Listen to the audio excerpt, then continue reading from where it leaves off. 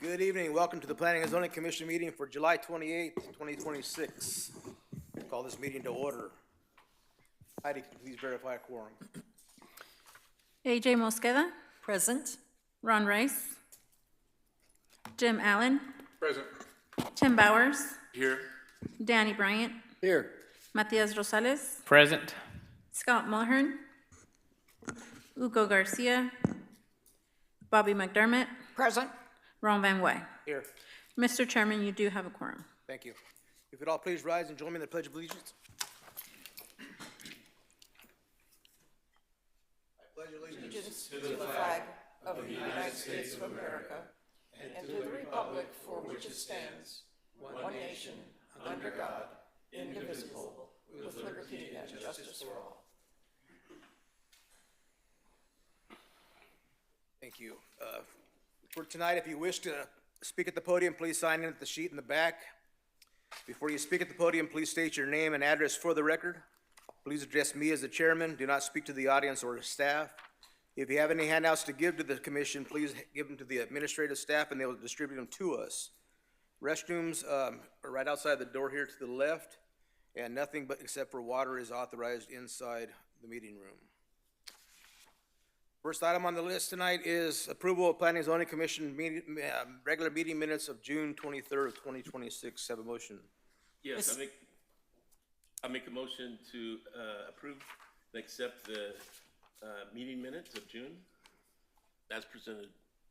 I'll second that. There's a motion to accept by Commissioner Bowers and a second by Commissioner Mosqueda. Any question or any discussion? All those in favor signify by saying aye. Aye. Any opposed, nay. Motion passes. Next item on the agenda is rezoning case number 26-03. Staff. Thank you, Mr. Chairman, members of the commission. Javier Barraza, Senior Planner. This is a request to rezone two parcels with a combined size of 7.23 gross acres in size from RA10 to a rural 5-acre minimum located in the Foothills Planning Area in the vicinity of 44th Street and Avenue 14E in Yuma, Arizona. The intent is to consolidate the existing parcels into a single parcel that complies with the minimum 5-acre lot size requirement for the RA zoning district. This is the vicinity and zoning map showing the subject parcel 4 and parcel 12. Parcel to the east is parcel 6, is the location of the Las Barrancas Golf. And parcel number 7 is a property zone RVS. We got parcels 111, 117 through 121, zone RVS as well. We have parcel 23 and 126 to the west, zone RVS. And parcel 900, just immediately west of parcel 12, is zone RA10 as well. This is an aerial view showing outlined in yellow the two parcels. The property on the south is parcel number 4. Currently, there's the Foothills Utility wastewater facility operational, and parcel 12 on the north is vacant, as you can see there. This is the site plan provided by the applicant with the proposed use of parcel number 12, which is 2 retention basins for expansion. And on the north is the footprint of all the buildings and structures. This is a view looking east at 44th Street from the west. Now looking south at the subject parcels from the north. As you can see on the way back is the facility. Now looking southeast at the subject parcels from the west. Looking west at Access Road, 44th Street, from parcel 12. No comments received from residents and no comments received from any agency. The staff recommends approval of rezoning case number 26-03, subject to the following performance conditions. Within 60 days of approval by the board, the owner or agent shall record an infrastructure disclosure statement Number two, within 180 days of board's approval, the subject properties shall be combined pursuant to the Yuma County Subdivision Regulations, Section 7.12. Mr. Chairman, this concludes staff's presentation, and we have a representative from Foothills Utility today. Okay, thank you. Any commissioners have any questions of staff? I can do it now or I can do it after, whatever. Your choice, Bobby. Okay, I've got a couple of things. Going to the development evaluation checklist, this says it got full points for being, has a proposed use is the same or similar to uses in the surrounding vicinity. Okay, looking at this map and looking at the property, I don't see any other of these waste ponds. So what is the definition of the surrounding vicinity? Mr. Chairman, on the checklist, since the use is not proposed, it's already existing, is there, through the wastewater facility is there. It's existing, it's not like, so that's why staff decided to give those points, because it's there, it's existing. All they want to do is combine two parcels to expand. But it's like the use is there, it's not new use, it's existing, the wastewater facility is existing. Okay, and then I had a question about the PM10, and because according to the write-up, they're going to have 30 or more trips a day on dirt roads. And they got full points for no PM10. And then I'm curious about the full points for no emissions, since it's an evaporation pond. I would think that there would be emissions from that as the water evaporates. And I don't know whether the access to the parcel will be paved as well. Mr. Chairman, so Commissioner Mark Diamond, usually it's because the use is existing. We use something similar to find how many in the most restrictive way, intensive way of kind of what the vehicular flow will be to that facility. Don't know if there will be no change on how many vehicles go to that existing facility. That's why, again, we just wanted to put something that in the most intensive case. But that's why, again, we made the same comment. There's access through 44th Street, which is kind of a gravel natural road, and same on the alignment of Avenue 14E. As far as the emissions, I'm gonna defer that question to the representative of Foothills Utility. Okay, and one more. What is the depth to groundwater? That I don't have in the staff report. I will also defer Because that. that could be important as well, since it's right along the wash.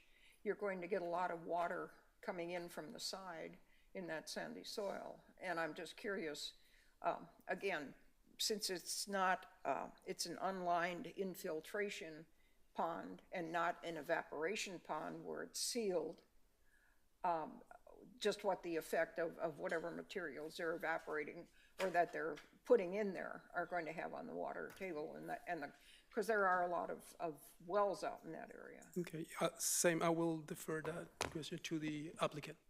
Right now, it's just for rezoning anyway, so in the That's future, correct. they're gonna have to worry about doing their site plan and everything else when it comes to the future processing, so. Okay. Ma'am?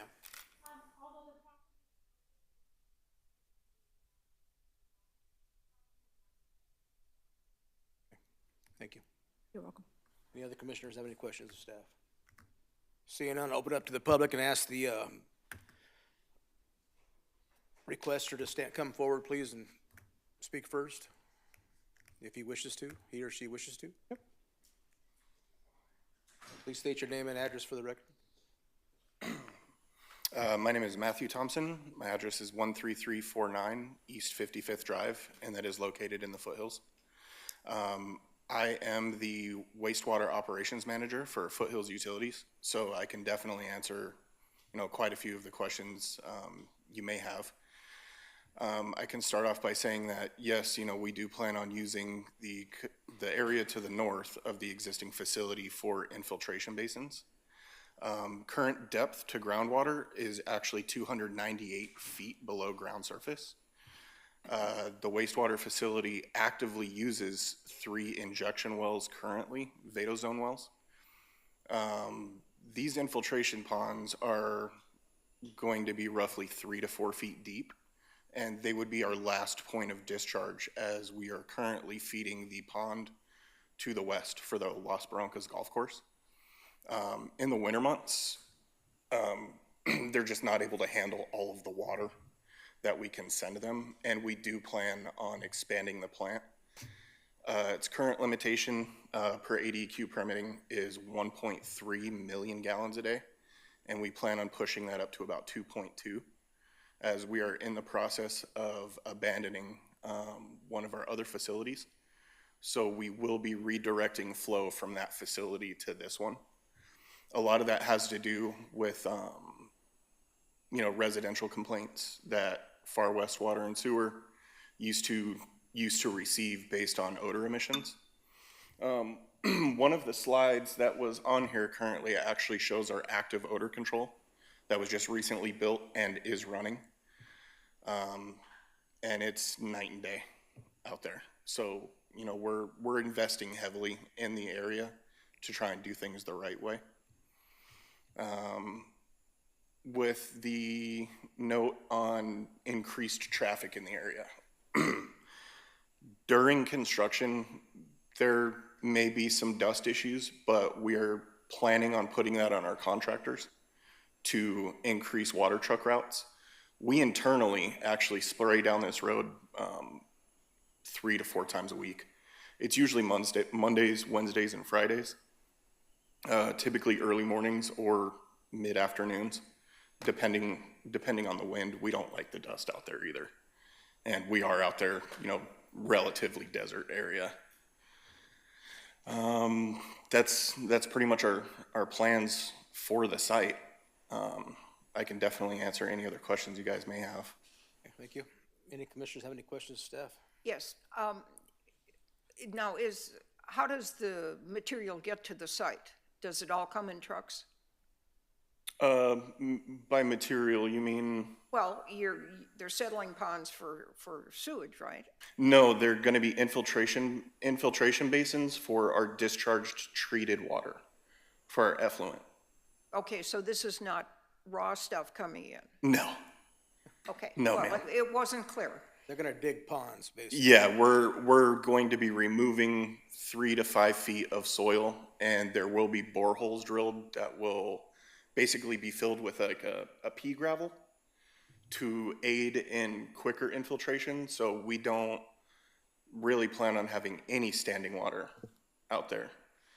It's going to be, we use our injection wells first and foremost when the golf course can't handle the water.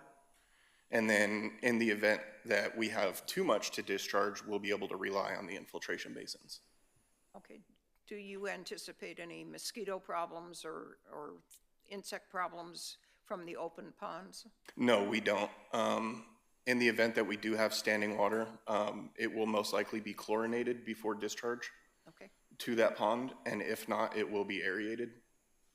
Thank you. It's much clearer now. Thank you. Any other commissioners have any questions of the applicant? Just one, so this addition of the ponds isn't going to increase the amount of traffic to the site? No, it won't. Temporarily during construction, Construction only? but no. On a daily basis, we usually have 2 site visits from Republic Services for trash pickup, and then our own employees going in and out, be that our maintenance personnel or our plant operators. But 30 to 50 site visits a day I find that very far out of the realm of possibility. But not increasing over what you were already doing? Correct. That's all from me, Mr. Chairman. Any other commissioners have any questions of the applicant? Okay. You may have a seat, sir. Thank you. If we need any questions, we'll have to call you back up. Anybody else have any questions or concerns for or against?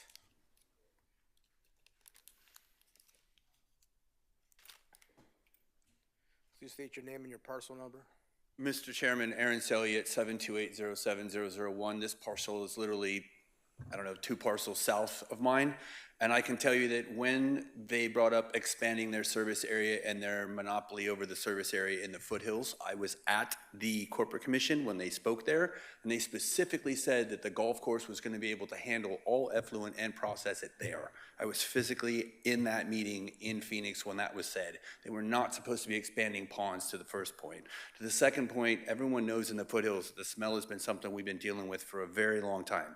They've done a great job as far as investing in the infrastructure that was not working well to make it better, but when it is being processed during the winter, I can tell you for a fact that on our parcel north of there, when the wind is blowing from the south, the smell is still bad. If we add open evap ponds or even injection wells, it's going to be worse.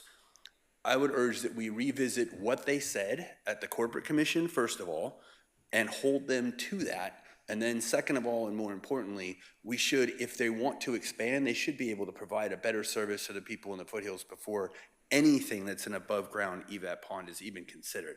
Now, simply going from RA10 to RA5, I understand, is not something that seems like a big deal, but their plan for what they're going to do with that land when they convince, or when they shrink it down to RA5 is significant to the residents there. And I would urge you to at least hold a hearing from the residents with this specific item on the agenda, separate from this kind of just simple rezoning, that we can make them speak directly to these points.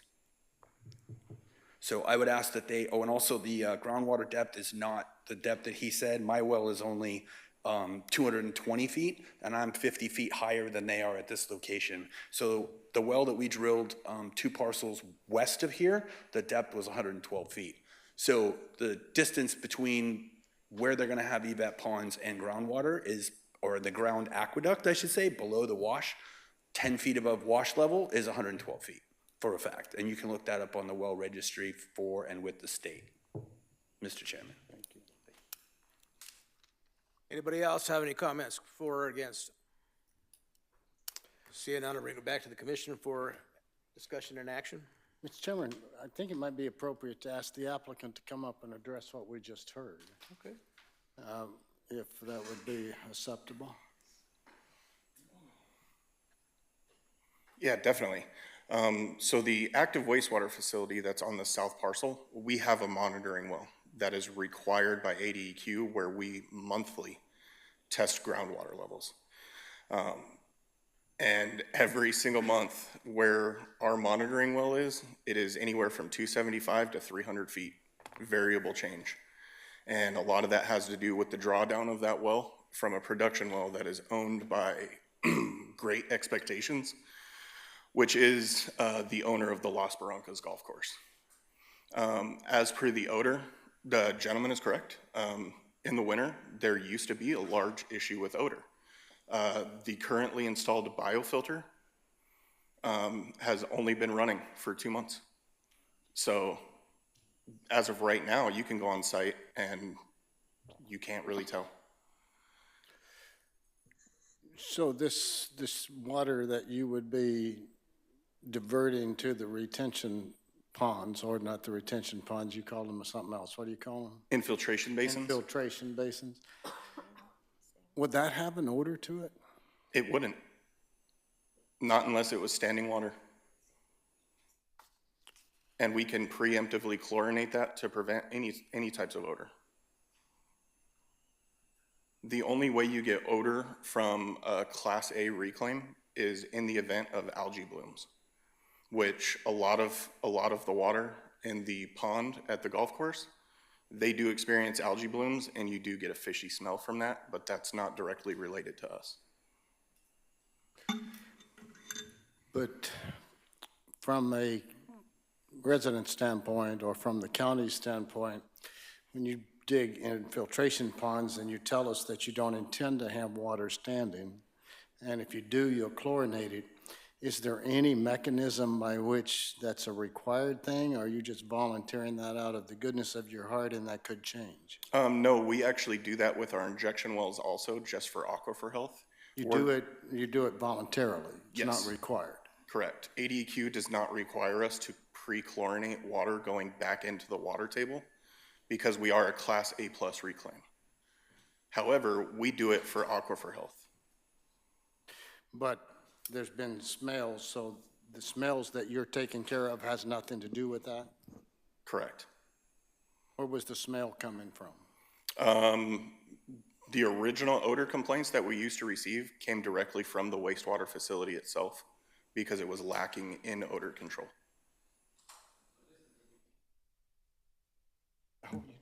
So for clarification.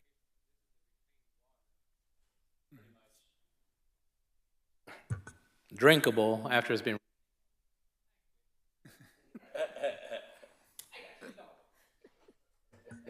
There you go. Just touch it once. I'm not even touching it no more. There. I'm not even touching it no more. All right, see, that was you touching it to me then. So pretty much this is the reclaimed water from the sewer treatment facility that is being used to water the golf course, the pond, and then any excess water you guys are gonna be putting in Correct. to the ponds if that were to happen. Because Correct. again, this is reclaimed water, Class A, which is the same issue that we have in San Luis, and the odor comes from the sewer part that's being lifted up into the lift station, but this has already been reclaimed, so you're not getting the smell from these ponds. Correct. Correct. And, you know, the golf course uses it for irrigation already. Yeah. So what was the claim that you made at the Corporation Commission? Is that something different than what you're doing today? I wasn't privy to that as I was not there. Out of that, okay. I can't believe I helped a Democrat get his mic turned on. I don't know, but with that, will you take a motion, Mr. Chairman? Anything else? No, that's all from me, Mr. Chairman. Commissioners have any questions? Thank you again. I would like to ask staff a couple questions if I can. Staff, are there any controls or any inspections, anything that we can do to alleviate concerns from the resident about possibly increase in smell? We will have any control at all if it does smell? Mr. Chairman, I would defer that to the case planner, see if he's got an answer for that. Mr. Chairman, thank you. Mr. Chairman, if you would like to impose certain conditions to this rezoning case, it'll be Well, up to. what I I'm don't know asking what is kind there- of measures. Is there anything we can impose that we could enforce that would alleviate concerns of adding to the smell? I understand what Commissioner Rosales is saying, that if they don't hold water there and then if they treat it, we wouldn't have a smell, but we don't know, I don't know how we could make sure they live up to their promise not to hold water there and to treat it. Well, that was my comment. The water's not being treated there. The smell comes from the treatment plant. Yes, but what he's saying is if he holds it there, he gets algae bloom and we create a problem, and then to prevent that, he treats it. But it's all voluntary. Right, we can't make a law. Yeah, I was just asking if there was Okay, anything. Mr. Chairman, in this case, this is a simple rezoning case, just to combine so this property can be pulling permits. So, currently doesn't meet the minimum RA10 zoning size. So by just combining it, they will be able, and rezoning it, they will be able to be RA5, they can pull permits.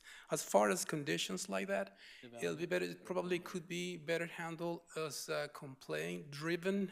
Once we know that is happening, we usually are the first ones to receive a complaint, and we have a division within DDS, which is environmental programs, and then they can follow up with that type of request. So if it became a problem and we got complaints, there might be a way we could address it. Correct. From administratively from DDS, Department of Development Services, environmental programs, they will follow up with that. But as far as imposing a condition that will revert the zoning, it'll be something probably. Right now, all we're doing right now is rezoning this. They still have to pull permits to do everything else. Understand, but the permits, there's no process for the public to comment. Mr. Chairman, Yes. once they get ready to expand the wastewater treatment plant to the parcels that aren't covered by the existing special use permit, they will need another special use permit. And then at that time, we can include perfect, performance and operational conditions under the special use permit. that's the perfect answer. Mr. Chairman, you ready for a motion? I said that 2 minutes ago, you ignored me. Mr. Chairman, I move we recommend approval of rezoning case 26-03 as presented by staff. I'll second that. There's a recommendation of motion to approve by Vice Chairman Bryant and a second by Mr. Allen. Any discussion? All in favor signify by saying aye. Aye. All opposed, nay. Motion passes. Thank you. Next item on the agenda, text amendment case number 26-02.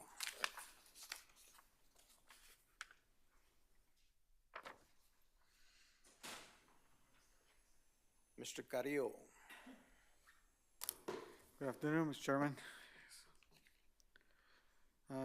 So the request is to adopt the proposed Yuma County noise control ordinance, which is intended to protect the public health, safety, and welfare by regulating the excessive, unnecessary, and unreasonable noise within the unincorporated areas of Yuma County.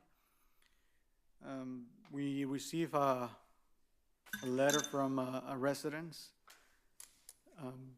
recommending to include a DBC instead of the DBA. There's a letter on your agenda. And the member of the public is present.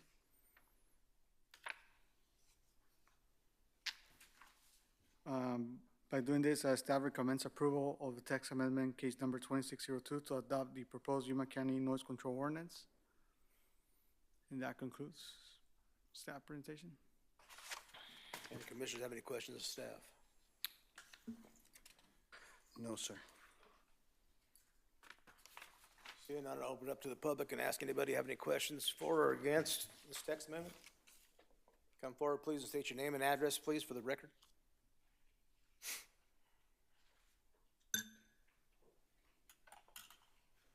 Rosalie Stafford. I am the writer of that research project. When I read the ordinance. Mr. Chairman? State your name and address, please, again for the record. I'm sorry, we got to my name, Rosalie Stafford. My address is 39780 Colorado Avenue, Tacna, 85352. Thank you. All right. I wrote the material, which you have. When I read it, I saw that it does not, it left something big out.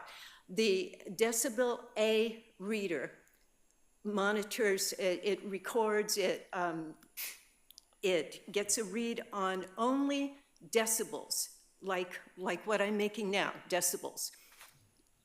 However, a big part of the noise situation is the low bass, boom, boom, boom. And the decibel reader is calibrated, they're out of the factory, they are calibrated to not look at that at all. It is invisible on their machines.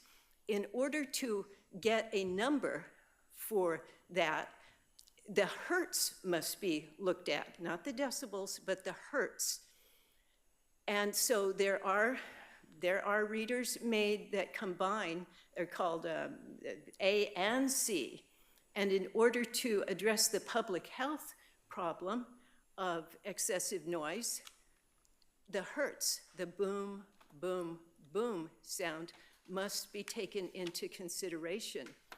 In my paper, I talked about the clinical studies which show the health effects of that, and also the philosophy behind the necessity for noise ordinances, which is that in America we have the custom of not harming others. In other words, we don't have a right to max out the boom boom if someone 2 blocks away his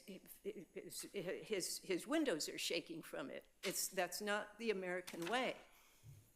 And so I asked that this go back to the, to zoning in order that they look at including the hertz, the C scale in with the decibel scale, so that when the officer goes and takes a read on, say, a truck sitting in someone's yard that's going boom, boom, boom, but there's no singing, there's no, there's no decibels, so that he will be able to get a number on that. Okay. Thank you for your attention. Thank you. Thank you, Mr. Chairman. Can I ask staff a question? Of course. Are we aware of what she just said? Is that actually the case, that a boom, boom, boom don't have decibels? She is correct. She is correct. That they were measured differently. She is correct. Yes. And so with the way that the ordinance is currently constructed or written, if somebody was out there boom, boom, booming, it wouldn't even register on a decibel meter, which I'm assuming that you plan to use a decibel meter to determine if there's too much noise. Yes, the decibel meter will probably detect a little bit of the boom, boom, boom. A little bit closer to the mic. The decibel noise, the DVA will measure the boom, boom a little bit, but the DVC focus more into that low frequency. Not the high frequency. Yes, not the high frequency. But the reason why we did not include this is one of the board direction and commission direction was to adopt what the city of Yuma has. And this is basically what the city of Yuma has on their noise control ordinance. Got it. So if we wanted to add the other part there, if I'm right at this point, you would have to start all over. That's correct, Mr. Chairman. But if we wanted to do amendments sometime in the future, if it became an issue, we could always bring it back up to amend the code? That's correct, Mr. Chairman. Yes, so I appreciate being educated about that because I had no idea that was the case. I thought the boom, boom, boom would probably be more aggravating than the decibel, but we're not measuring it. But so I'm going to recommend that we go ahead and approve this, but with the understanding that if it becomes an issue that we might consider bringing back to add an amendment to get the other measure. Go ahead. Yeah, I have issue with it. I think we need to address the problem now. I agree. And not to I think he's right, Danny. sweep it under the carpet. So I can't. So just fail to initiate this and let it come back to us and start all over? Yeah. Yeah. I agree. Well, because I'm okay with that for sure, yeah. It seems like one of the most important parts was left out, and we were not aware of that. And so I think we need to start over to make sure that it's actually effective as opposed to having something out there and then, oh my goodness, we have to amend it. I'm going to close the public part of this and bring it back to staff so we can, thank you for what you brought, ma'am. We appreciate that, and we are going to do something for you on this. Bring it back to staff for the commission to discuss and path forward. Got a question for staff. How many complaints do we get for boom boom? Yearly? Noise in general? We'd have to ask the sheriff's department on that one. Well, I Mr. mean, it's Chairman, code. Commissioner Matias, I don't have a number, but we do get complaints in certain areas of the county during the winter season. Normally it's the food vendors that have either sound equipment or live music playing. Right. Okay, thank you.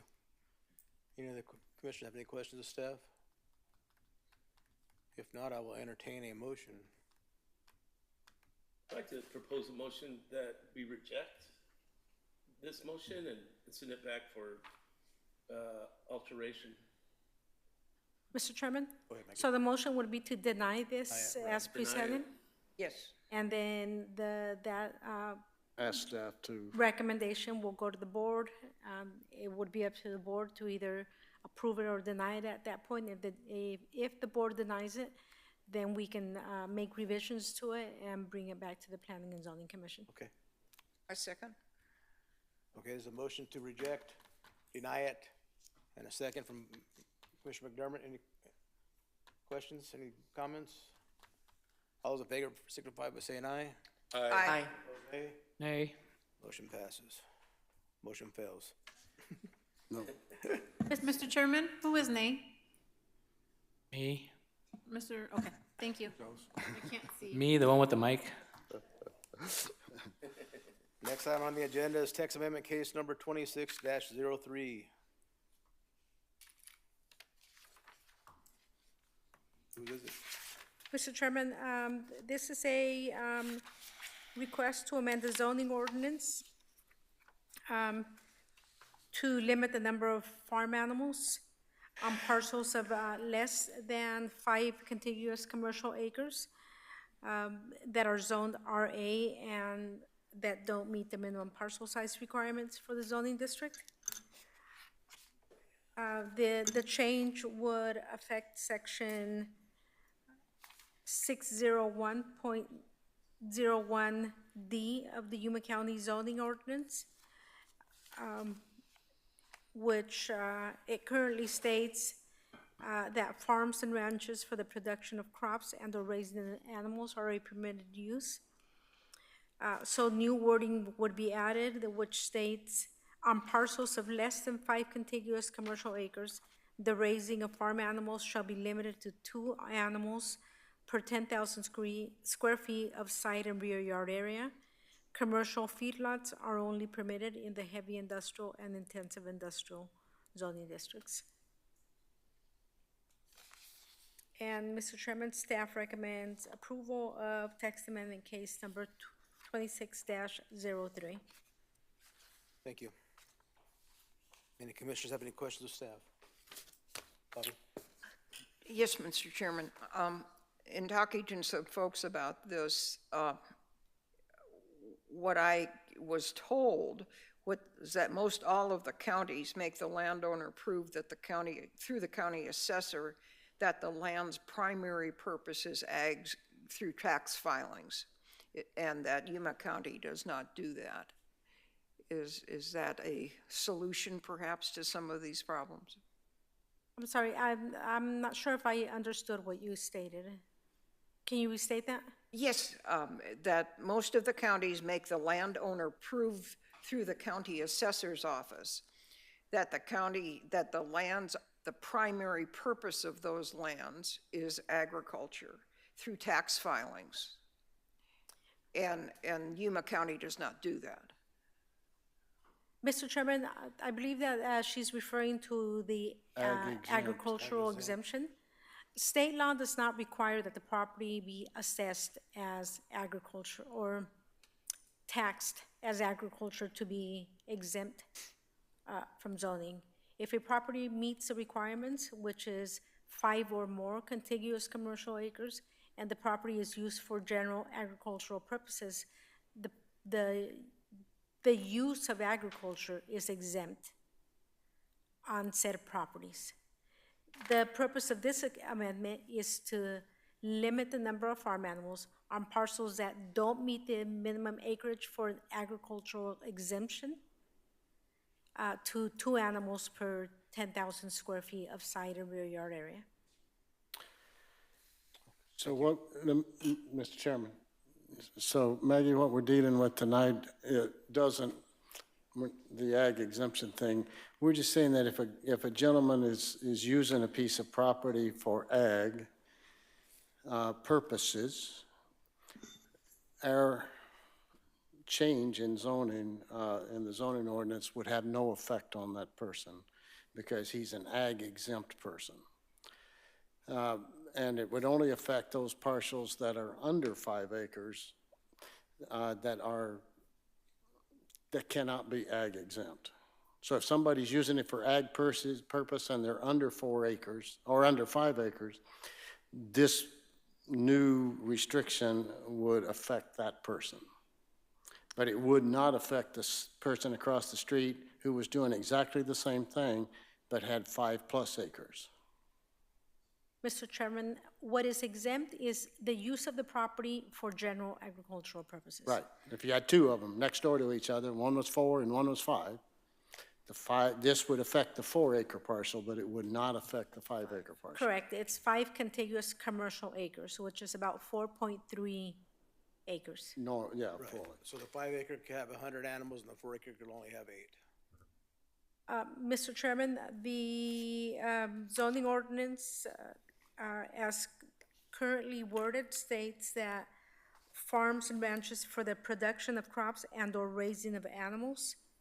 So, yes, you can, it doesn't currently have a limit for properties zoned rural area, which is the RA zoning district. So if this change is approved by the Board of Supervisors, those parcels that are less than 5 contiguous commercial acres can still have agriculture, but they would not be able to have an unlimited number of farm animals. Mr. Chairman, just looking under number 2 on the intent write-up, it says that if it is zoned RA, there will be able to have a limited number of farm animals. Right. So where does the limit come in? That's what you mentioned, the. Is it 2 Two for per every 10,000 square square feet? 2 for 10,000 square feet. Yeah, if you read section, on page 2 of the staff report, under D, Bobby, it's 2 for every 10,000 square feet. the limit is 2 farm animal, the recommendation is to change the zoning ordinance to limit the number of farm animals to 2 per 10,000 square feet.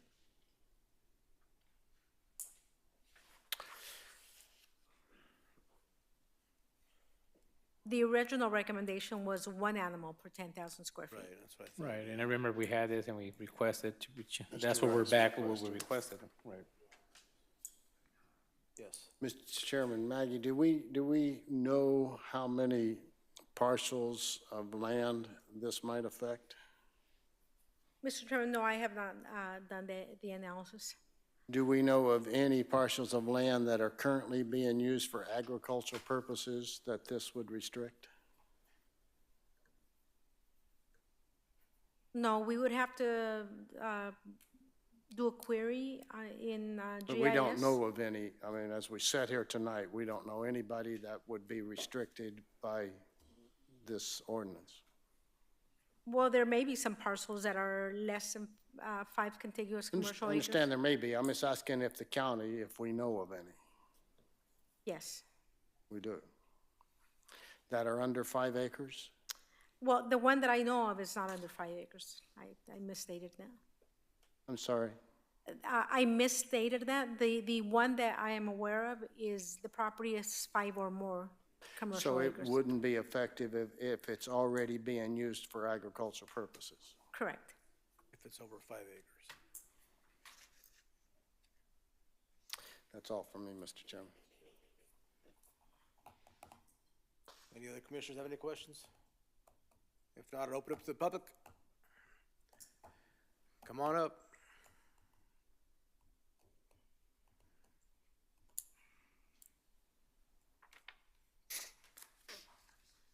Good afternoon. My name is Bruce Luna. I live at 16590 South Avenue, 2.5E.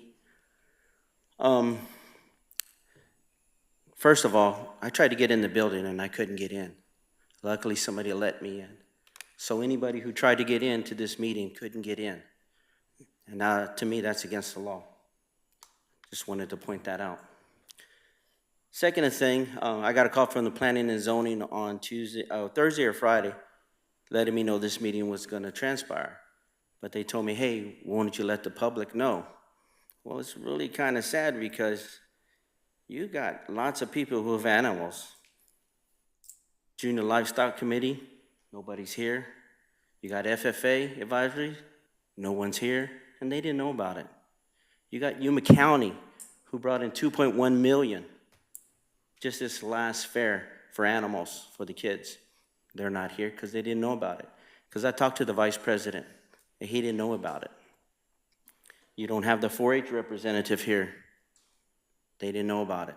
So what did we do to let the community know that this was going to transpire? Okay? My kid's done with FFA and 4-H. She's going to college. But there's still what I seen of the kids and the people who are involved in 4-H and FFA. That changed my life. And it changed my kid's life. And I've seen it change a lot. But you're trying to take away that from other kids in our future. Yes, our community is farming. But it also has to do with animals. And they love raising them. Some people raise it for meat. I do, because I can't afford to pay $7, $8 for meat. So I have to raise a cow every now and then. Okay, but there's a lot of things that transpired before this, and I brought it to your attention, whether you investigated it or not. So there were private meetings, I'm understanding, from Yuma County supervisors. I don't know if you were told about that. I think, 3 might be considered a quorum? But I couldn't find any records of that there was a meeting, or one of them said, hey, we had a meeting we probably shouldn't have. But, so I was looking for that. These are the things that I've been trying to figure things out. Sometimes you have a hard time. But to me, this is about greed. That's what it's always about.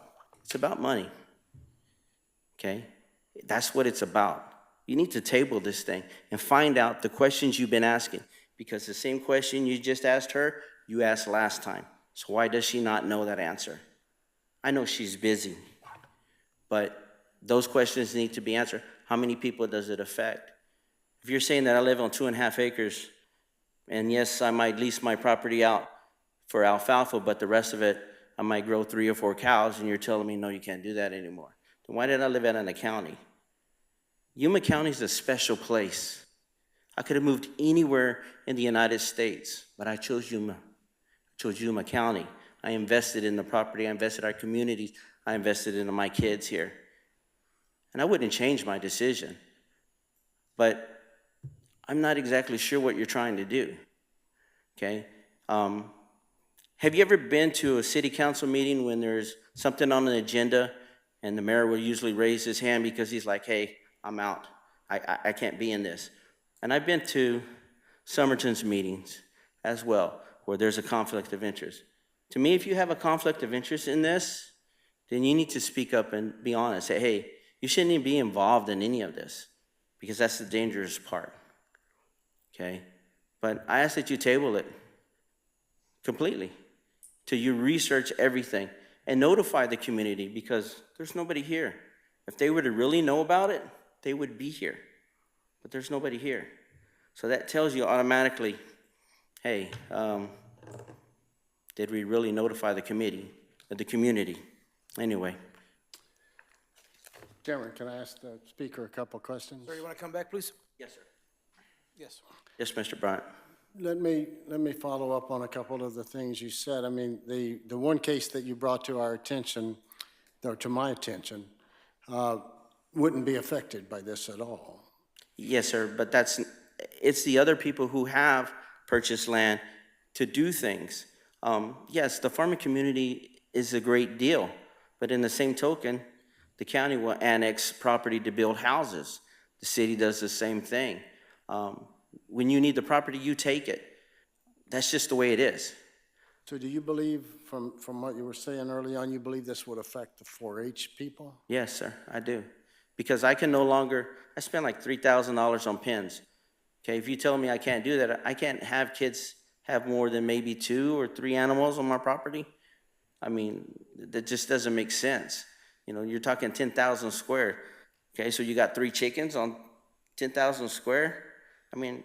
Large animals. Yeah. These are only dealing with large animals, if I understand. Yeah, but I understand that, okay? But this is a big deal. To me, it is. And you feel like there's a lot of people in our community that would like to Yes, sir. know that this is... Yes, sir, I do. But I'm not the person, I'm nobody, I don't have social media, it's just me, okay? But it's not my job to tell the community everything. It's whatever rules y'all need to follow or policies or procedures, and I don't know what those are. But I'm just saying, if you really thought this place would be packed, but they don't know about it. The first time you tried this, you tried it, I think a couple of years ago during fair. And yes, 4-H was here, and they did speak, but that was about it. And there was other few people, but that was about it, because everybody was at the fair, and their animals, and that's their responsibility. But I think you need to put it out to the community and let them know. Because I checked with the FFA advisors, they hadn't got an email about this. It affects their kids. We have a great farm community, great people. And like I said, we need to support them in every way possible. But not at the hand of just taking all our animals or not allowing us to use our own property. Sir, Yes, sir, Mr. Bowens. do you think there should be limits? I think there should be, okay, but we need to come to a balance. There's certain areas that, give an example. I know one farmer who has an area where, say they own 2 acres and they might have some pigs. Well, the people who you grow for, they decide the rules. They might not say, hey, we don't want you to grow anything close to the pigs, just like they don't want anything in McElhaney, okay, because they changed the rules. So the rules are gonna change again. And after this other situation that transpired, they're gonna change again. And you're at the mercy of the people you grow for, and you know, the farmers grow for. And that rule changes. And you can talk to the food safety people. They'll tell you, it's different for this company, different for this company. And they're always arguing what it is. But yes, you know, there should be some, but not completely 2 for 10,000. How many cows I have pens that are 10 by 10 and I have steers in 1 of each. That's not a lot of room, but that's all they need. A pig doesn't need that much. Goats don't need that much. I just think we need to take a look at it better and to answer the questions that y'all ask.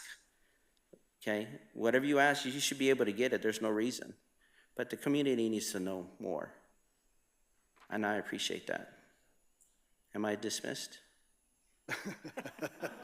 You may sit down. Thank you for your time. Thank you, sir.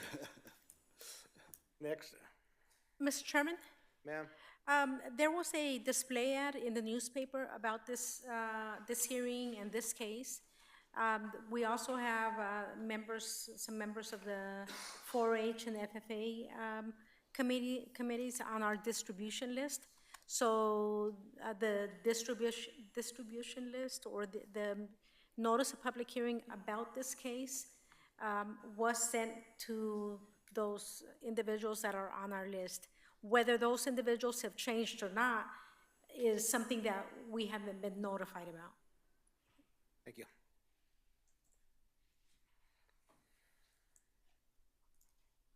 Mr. Chairman, Aaron Selly at 728-07001 APN. I'll make this short and sweet. I think your comment about this was addressing large farm animals was discussed in the previous meeting that we talked about this. If you look at the bold text, it does not say that. So it just specifically says farm animals. It doesn't distinguish between large, small, poultry, or other. So I think that needs to be readdressed. It was brought up in the previous meeting. It was not changed on the amendment as I read it now on the version that I have in the phone.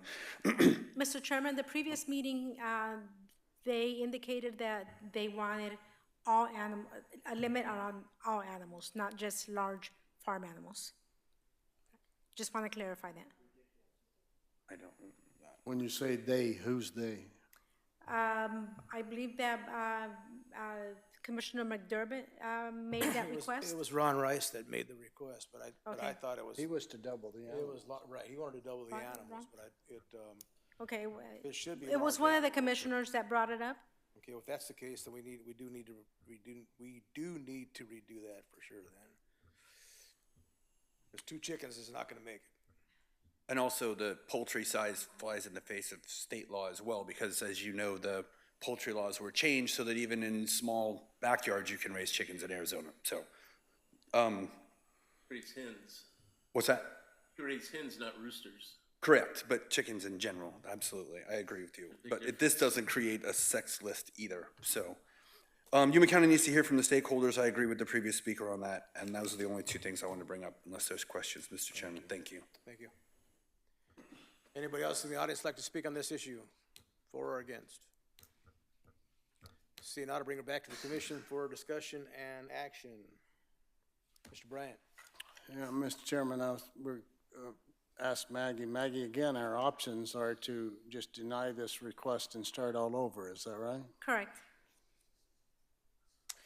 Mr. Chairman, I move that we deny this, or deny this request as presented for the reasons that have been discussed. I'll second. All right, there's been a request, motion to deny, and a second, motion by Vice Chairman Bryan, a second by Commissioner McDermott. Any discussion? All those in favor signify by saying aye. Aye. Opposed, nay. Motion passes. Next item on the list. And again, to be very clear, we're doing that for a couple of reasons. One is that we believe it now applies to all animals and not big animals. I voted against this originally because I think if we're going to take this right from people, we should align it with the rights of people on other size properties. If you have 4 acres zoned SR4, I don't think you should have less animals than a RA 4-acre parcel if we're going to limit it. So I don't like it for a lot of reasons, but those are the reasons that I think that we should do away with it at this point. Mr. Chairman, Yes. the zoning district that you mentioned already has a limit. The only district that does not have a limit as to the number of farm animals is the RA zoning district. Right, I wasn't clear. I don't think RA should be able to have twice as many animals as the same size lot next door that's zoned SR4. If it's based on size, it ought to be based on size no matter which zoning category. So that's why I voted against it last time. And now we have more reasons not to send it through at this rate. So that was the reason for my motion. Mr. Chairman, never mind. All right, next item on the agenda is discussion by commissioners, members, planning and directors, events attended, current events, and schedule for future planning commission meetings. Anybody have any discussion for that? Seeing none, we're gonna have a call to the public. Aaron, you got anything for us there? Break his leg, Nicole. Anybody else have anything for the good of the order? If not, I will call this meeting adjourned.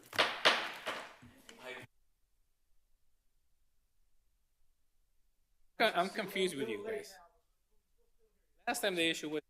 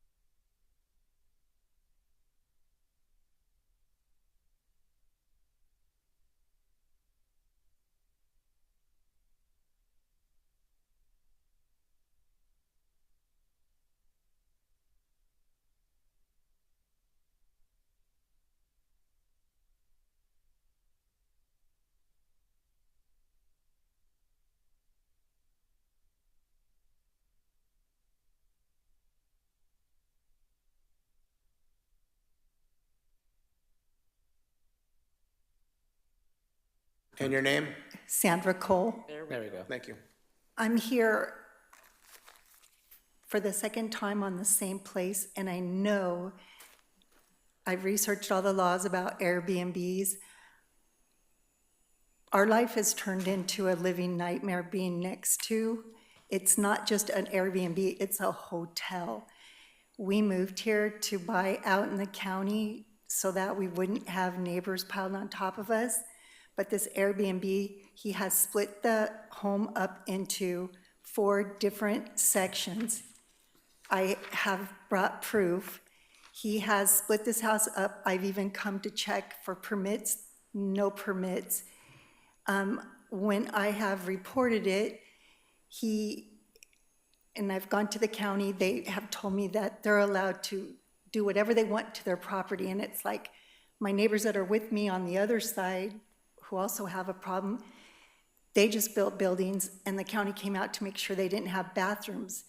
And this particular gentleman has just been building all over, and he's taken another one, so he's gonna make 5 and 6. So I'm not living next to a home Airbnb, we're living next to a hotel.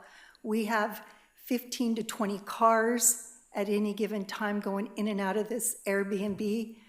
I'm sorry, I'm nervous.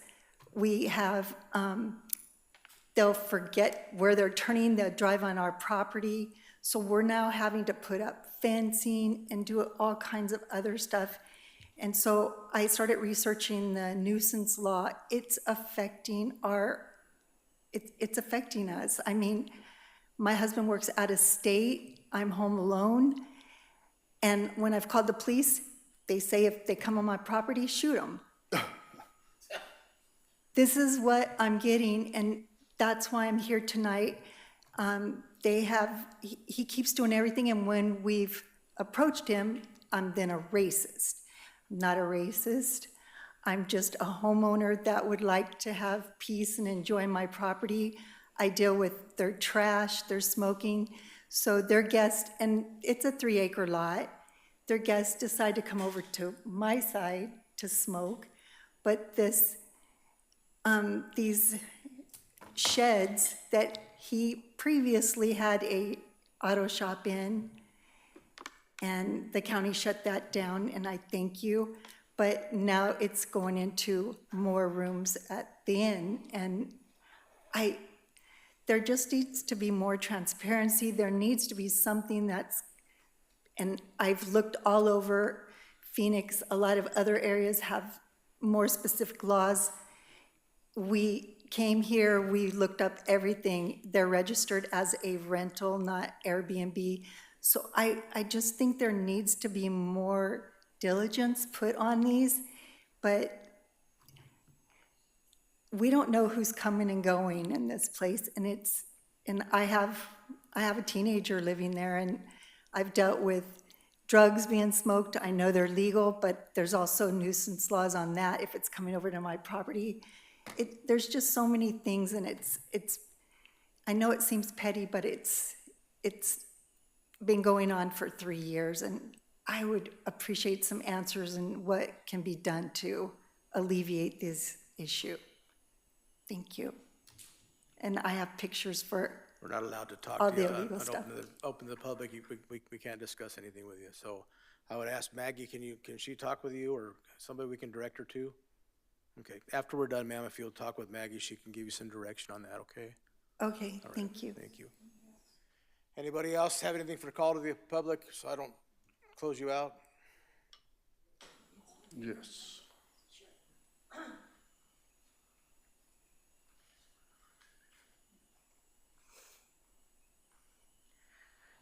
Vicki Grant, 15180 South Sierra Sands Avenue here in Yuma. The house that we are referring to is a lovely house on the corner. And we had very much hoped that a lovely family would move in there with their mother-in-law and the kids, and they would add to our community and the excitement that we have as our people walk up and down the street with their coffee cups in the morning and walk their dogs. Unfortunately, this place has become a nightmare. It started out with people driving up and doing drugs. We videotaped them, and it kind of went away. We've caught them running businesses there.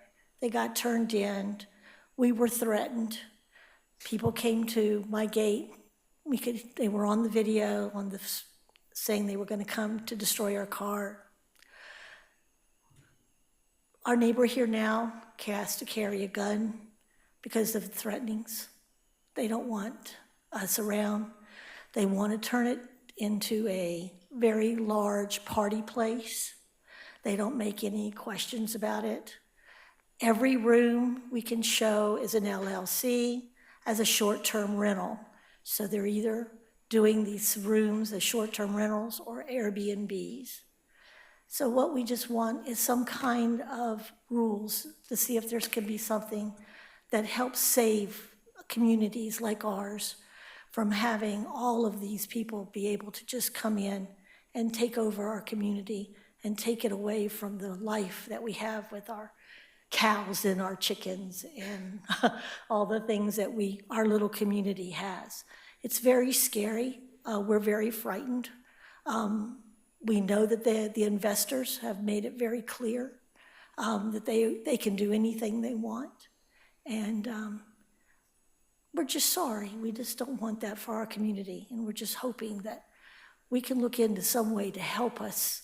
There's some kind of rules that they can't come in and just take a house and put walls up and turn it into a 7-room hotel, like she mentioned, where people just come and go at leisure at all times of the day in our little community. But we're still hopeful that there'll be something out there that we can find to help us with this situation. And I thank you for your time. Thank you. Anybody else? If not, going twice. Aaron, going 3 times. Meeting's now adjourned. Thank you.